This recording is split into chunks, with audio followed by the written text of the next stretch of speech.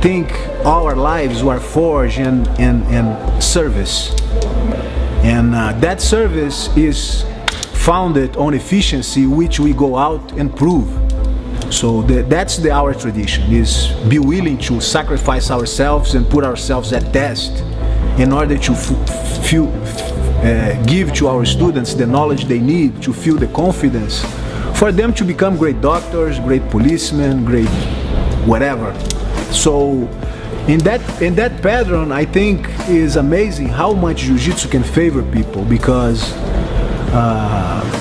different than a forward technique where you either defeat your opponent or you fail, because a lot of techniques, they just forward, like today's MMA is pretty much just press the accelerator and go. There's no too much defense, there's no too much comfortable zone, because the time is there, the pressure is there. But in terms of Jiu-Jitsu, you learn how to potentialize yourself.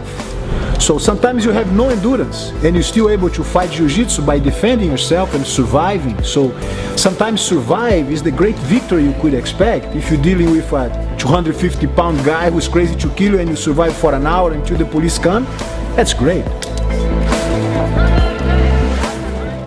Jiu-Jitsu is 100% a superpower. There's no doubt about it. My son, he asked me when he was a little kid, the movie The Incredibles came out, and he said, "Hey Dad, is there really such a thing as superpower?" And I said, yes there is. It's a little thing that you do every day. It's called Jiu-Jitsu. And eventually he realized that, oh, I can actually fight anybody and it's going to be fine, because there's always, I guess I'm a little bit biased because of the way, how I grew up. There's always violence. There's always some sort of inferred level of violence. I mean, a SEAL platoon, there's a pecking order, and it has to do with fighting. And that's the same with any group of knuckle dragger, Neanderthal men. There's always a guy he's the one that can kind of beat everyone up. That's the way it is. I'm sorry that it's that way. I'm sorry it's not a cerebral contest.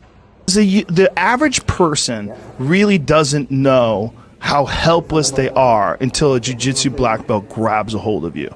And then you just go, oh shit, like I'm helpless. But there's no swinging. If it's a jiu-jitsu fight, if you guys get into some sort of a tussle and that guy grabs you and trips you and boom, and he's on the ground with his hand on your jacket and a knee on your chest, you're a dead man.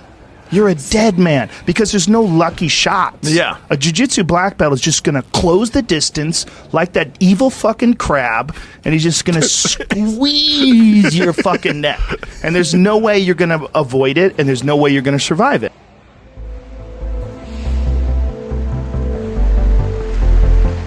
The training you do, in one level, you need tough opponents.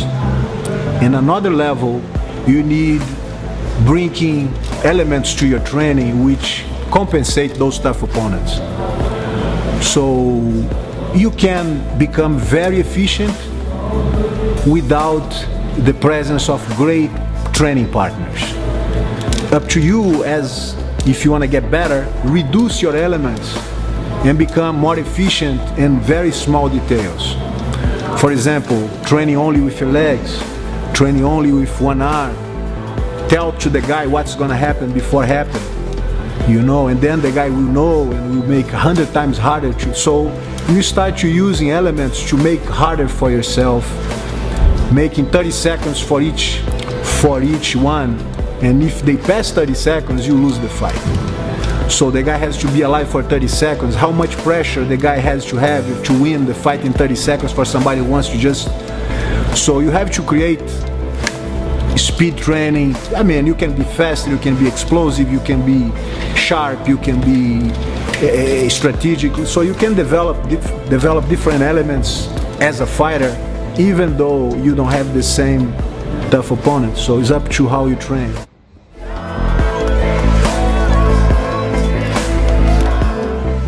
So victory is not exactly the purpose of Jiu-Jitsu.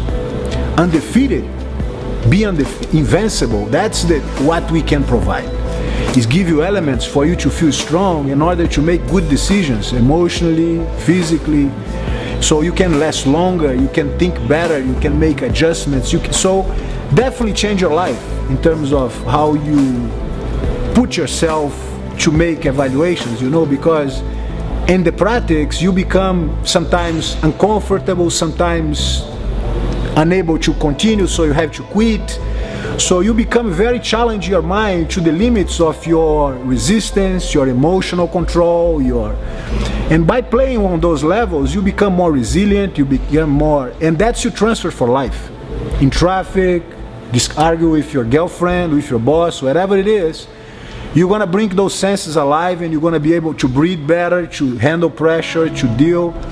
So that's transforms people's lives, for sure. So I feel like being in that, path of teaching Jiu-Jitsu is amazing as competing and winning.